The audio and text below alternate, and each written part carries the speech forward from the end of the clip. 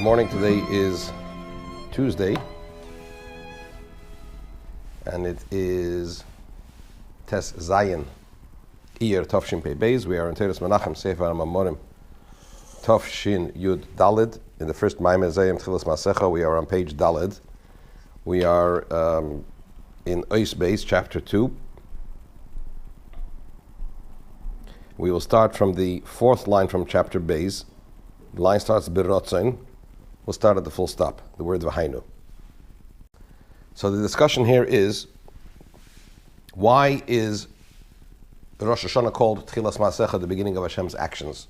When it's not the beginning in chronology, in fact, it's not. It's the sixth day of creation, right? That's what the Rebbe begins to explain in chapter 2, based on the introduction he gave in chapter 1, that the idea of Rosh Hashanah is Malchus, recreating Hashem's kingdom anew, from the second Rosh Hashanah. The first Rosh Hashanah was when Adam was in Gan Eden, and the whole story with eating from the tree of knowledge. The second Rosh Hashanah, from the second Rosh Hashanah and on, we have to create Hashem's kingdom again over the worlds, and that we do through the performance of the services and so on and so forth that we do on Rosh Hashanah, and it happens through Kabbalas Oil, accepting Hashem's yoke from the very innermost dimension of the soul. And that's why we're all equal, and that brings about Malchus, kingship, which is willingly, as opposed to Mimshala, rulership, which could also be coerced or by force. So now the Rebbe explains why Rosh Hashanah is called Tchilas Ma'asecha based on this. Why? Because what gives existence and what gives the world its standing, so to speak, makes it steadfast and exist? Malchus. When we crown Hashem as a king over the worlds, that gives the world its existence. Right? Why? Because the whole idea of creation is through Malchus. And the sustaining of the world Hashem does through Malchus. Right? So therefore, Rosh Hashanah, the sixth day of creation, which is the day man was created, and man is the one that brings about the idea of Malchus, could be considered the beginning of your actions, because that is what gives existence. That's what gives veracity to all of existence. That's the point. And the Rebbe begins to articulate the whole idea of Malchus. He says when it came up in Hashem's desire that he should be king,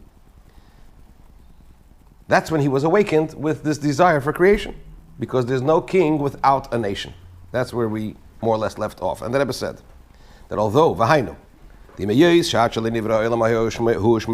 for although even before the world was created, what existed was Hashem and His name alone.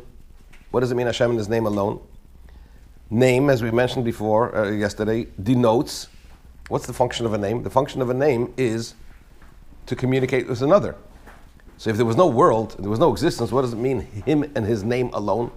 What's the idea of name? So it means that there is an inherent, so to speak, other already built in, or notionally there's this idea of others built into the very essence of Hashem.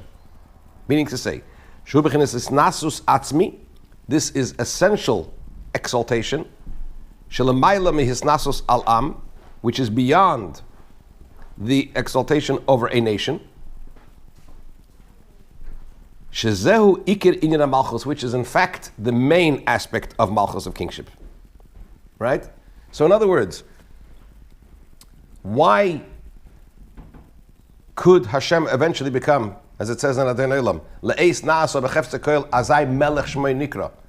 Once everything happened according to His will, that's when He was called king. Right? Why could that happen? Because Adon Olam Hashem Molach b'terem kol yitzur nivra. Because there's the concept of Malchus, kingship, even before anything is created. And what happens as a result emanates from that essential Malchus that exists within the very essence of Hashem. And the Rebbe develops this. So even though there was the idea of Malchus even before anything was created, nonetheless, that aspect of Malchus is the fact that He is exalted essentially so, by virtue of His own self. So in other words, it doesn't have to do with anything outside of him. V'hu b'chinas helem batzmusay. In what way does Malchus exist in and within himself, in his essence? In a totally concealed way. It's indiscernible. It's not identifiable. We know that it exists from the fact that eventually full-blown Malchus emanates. But as it is in its source, it's completely indiscernible. Since what came up in Hashem's desire is that I want to be a king in the revealed sense, which means he wanted that Malchus, this concept of Malchus, should specifically be revealed. And revealed Malchus denotes a nation or others. When we talk about revealed Malchus, it's specifically when there is a nation. Excuse me, why? The Ein Melech B'Layam. Because there is no king without a nation. Therefore, as a result of Hashem being awakened with the desire for kingship, what followed automatically was Nis'eir B'Ratzon L'Havas Ha'olamas. He became awakened with the desire to actually create worlds. I want to be king, which emanates from where? From essential Malchus. But I want to be king. Therefore, I want to create the worlds.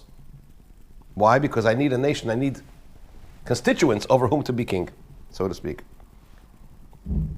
Because through this, through creation, there will be a nation, which means yesh v'dovar nifrad. A nation means there is another there, and it's something which is separate from the king. In other words, Malchus, as it is in Hashem's very essence, is so bound up within his very essence that it's totally indiscernible. Behelem, helem batzmusay.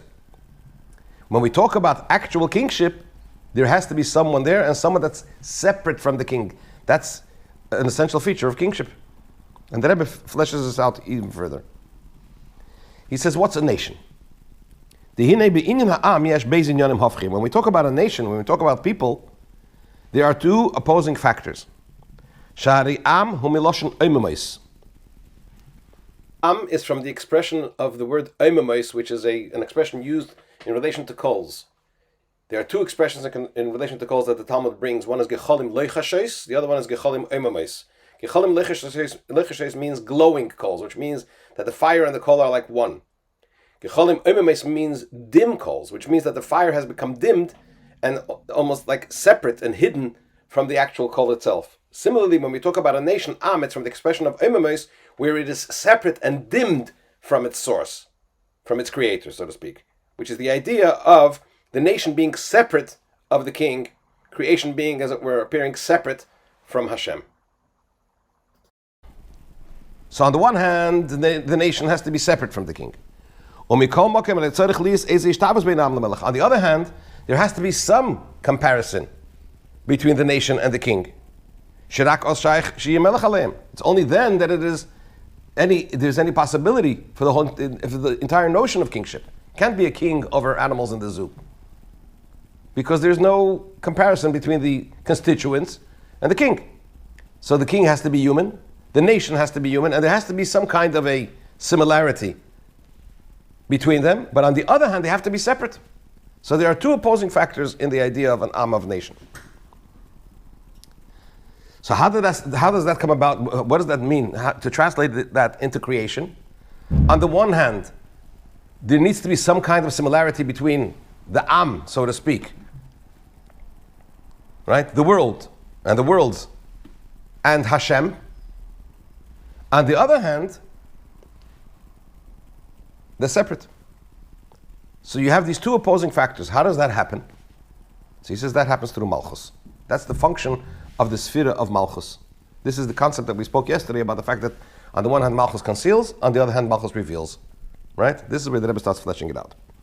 If it's not clearly understood the first round, it's okay. Let's try to go through the text and see how the Rebbe develops it, and then we could perhaps, if we need to, focus on the more salient points. The Inyans and Nasel de Sfiras Malchus, this idea of these two opposing aspects in creation, where on the one hand there has to be some kind of similarity or closeness, as it were, to Hashem, and on the other hand separation that comes about through the divine attribute, the supernal attribute of Malchus. Usually when we talk about the Sfiras, and there's no reference to which realm we're talking about the Sfiras of Atzilus, the realm of Atzilus. right? Because Atzilus is still in the domain of the Creator. From the end of Atzilus and on, that's already created. So when we talk about Sfiras HaMalchus, we talk about Malchus of Atzilus, obviously through the entire chain order, as it comes down from the very essence of Hashem into His divine energy before the contraction, etc., till it goes through all those levels, comes into the 10 divine attributes of Atzilus, and then creation follows. So this concept, this idea happens through the supernal attribute of Malchus. This is the Malchus in Yana Helem, the top of page Hey. This is the idea is because, why is this? Because Sfiras Malchus inherently is concealment. Now that seems to be a statement that needs further clarification. Why? For although it is known that Malchus, the aspect of Malchus, is the revelation aspect of every divine attribute, of every supernal attribute, as mentioned yesterday, in every sphere you have the Or and you have the Kli, right? You have the energy, and then you have the receptacle, the regulator. The divine energy itself is too powerful to be revealed onwards. It needs the function of the Keli, of the vessel, of the Malchus aspect in the sphere, to take its powerful energy and regulate it in a way that it can be transmitted onwards. So that would seem, and that aspect is Malchus. So from that point of view, it seems that the idea of Malchus is revelation, right? So although the idea of Malchus is known to be the aspect of revelation in each of the supernal divine attributes, this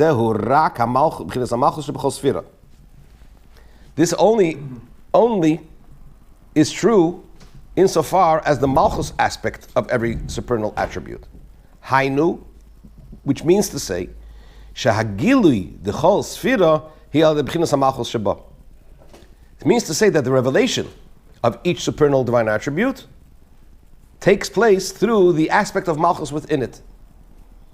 It's either the Malchus aspect within each sphere as it is because of the intermingling of spheres, where each sphere is made up of the others, or more broadly, you could talk about Or and Kli, the energy and the vessel. So the aspect of Malchus within each sphere is indeed responsible for its revelation. But when we look at Malchus, looking at Malchus as a separate structure, meaning to say, the divine attribute of Malchus, Malchus, in fact, is in a mode of concealment. Malchus is concealment. Malchus is revealed, as we know, as a Nakud, as a point. Malchus, les lamegar moklum, it has nothing of its own. Right? Malchus is the very last of all the divine attributes, which means it is the final constriction of all the divine attributes. So Malchus, as it is a structure of its own, as a full-blown sphera, a full-blown attribute, is concealment. And it goes on even further. V'hainu, shebechinas hamalchus k'fi sheha sphera siras b'zo, he begili, he bechinas gili. Right? So he goes on even further. I just told you as Malchus is a structure on its own. It's Helim, so he says, well, let's analyze that. Malchus, as it is the 10th divine attribute, the last of the Zo, Ze'er Anpin structure. Ze'er Anpin is the emotional, right? The Kabbalistic phrase, the shorthand version for the Spheres is, there is Moichin, the intellectual divine attributes, that includes Chochmah, Bin, and Das. There's what's called the Ze'er Anpin, the small face, which are the emotional divine attributes, Chesed through Yisod, right? Or sometimes Chesed through Malchus. Usually it's Zun, so it would be Zo and Nukva. Zo would be Ze'er Anpin, the small structure, as opposed to Arech Anpin. The big structure is in Kesed, which is beyond the 10 divine attributes, even beyond the intellectual divine attributes. Zo is a manifestation in miniature of the emotional divine attributes from beyond Kesed, because the whole idea of Seder Shtalshalus, I wouldn't say it's repetitive, but they are matrix, right? So they're realities that have existed before and come down in different templates or more shrunk down, more constricted, and so on. So Ze'er Anpin are the emotional divine attributes. Malchus being the last of them. So as Malchus is the 10th divine attribute, she's in a state of revelation. Why? The Kivan Shazah Hu Bechinas Eir. So in other words, when you look at Malchus in the structure of the 10 divine attributes, what is Malchus? Malchus is revelation. Why? Because what is Zah? What are the emotional divine attributes? It's revelation. Eir, light. Ve'eir Hu Bechinas Aliyah Dveikes Lamayla. Light is in a state of going upwards. It's drawn upwards. The divine energy, the divine light cleaves to its source. It constantly wants to expire to its source. Right? Because it's me'ein hamayr, it's similar to its luminary. It's davuk b'hamayr. The energy that it has is because it is connected to its source. So therefore, how can it be revealed? It's drawn upwards. It has to come downwards. The energy has to be manifest downwards, lower. How does that happen? That happens through Malchus.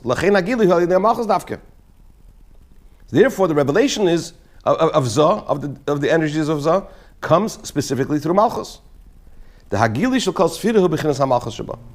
For the revelation of every divine attribute is the aspect of Malchus within that divine attribute. But if you look at Malchus alone, not as part of the structure of the 10 divine attributes, she's in a state of concealment.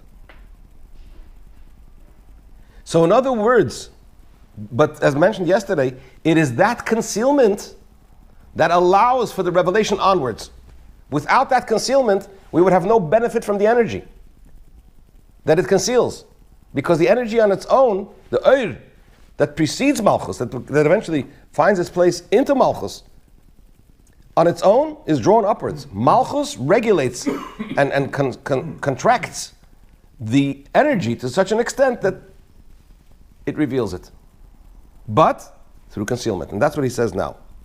V'zeu shal yedei ha'helem d'sfiras ha'malchus b'frat al yedei ha'parsa chulu nasa hishabus ha'elemis b'chinas yesh v'afilu davar nifrad. Right?